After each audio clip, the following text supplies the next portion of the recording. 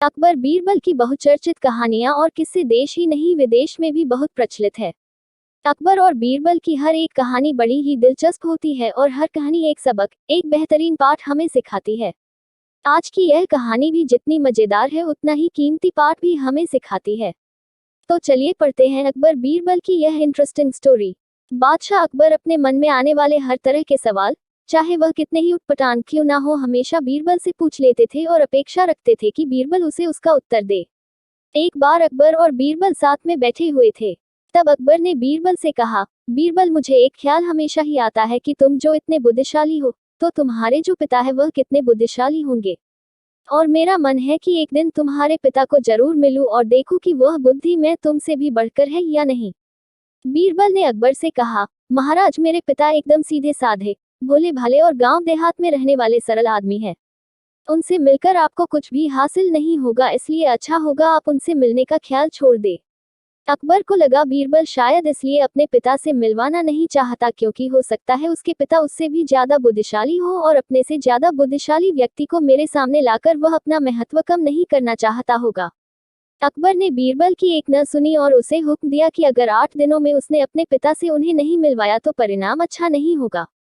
बीरबल के पास और कोई चारा नहीं था तो बीरबल ने गांव से अपने पिता को संदेश भिजवा कर बुलवा लिया।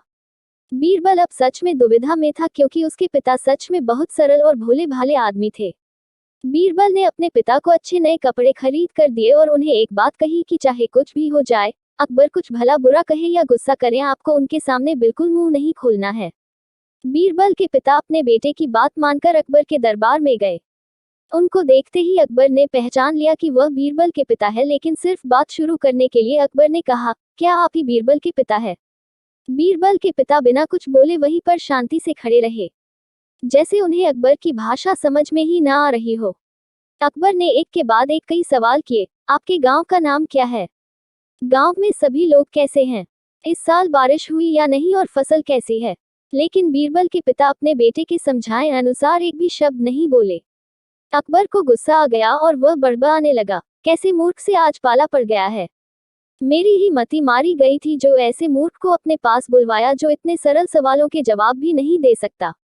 मूर्ख शब्द सुनकर बीरबल के पिता को मन ही मन काफी गुस्सा आया, लेकिन फिर भी वह शांत रहे। आखिरकार अकबर ने उन्हें जाने के लिए कह दिया। वो वहां से चले गए और घर जाकर बेटे बीरबल को सारी बात बताई। बीरबल ने उन्हें समझाकर वापस गांव भेज दिया। 2 दिनों बाद जब अकबर बीरबल से मिला तो अकबर बीरबल से पूछने लगा, बीरबल, एक बात बताओ, जब हमारा पाला किसी मूर्ख से पड़ जाए तो उस स्थिति में हमें क्या करना चाहिए और कैसे करना चाहिए? बीरबल इसी मौके की तलाश में था। बीरबल ने तुरंत अकबर को जवाब दिया, महाराज, जब भी हमारा पाला किसी मूर्ख से पड़ जाए तो उस स्थिति में सबसे बेहतर जो हम कर सकते हैं वह है चुप रहना। ठीक उसी तरह जिस तरह से मेरे पिताजी आपके सामने चुप थे। ये सुनकर अकबर का मुंह देखने लायक था क्योंकि बीरबल ने न सिर्फ अपने पिता का बदला ले लिया था बल्कि यह भी साबित कर दिया था कि सच में अगर कोई मूर्ख है तो वह अकबर है, न कि उसके पिताजी। दोस्तों, हमेशा की तरह इसी उम्मीद के साथ कि आपको मूर्ख से पड़ा पाला एक मजेदार कहानी पसंद आई होगी और आपने पूरी कहानी पढ़ी होगी। मैं दिल से आपको धन्यवाद करता हूँ।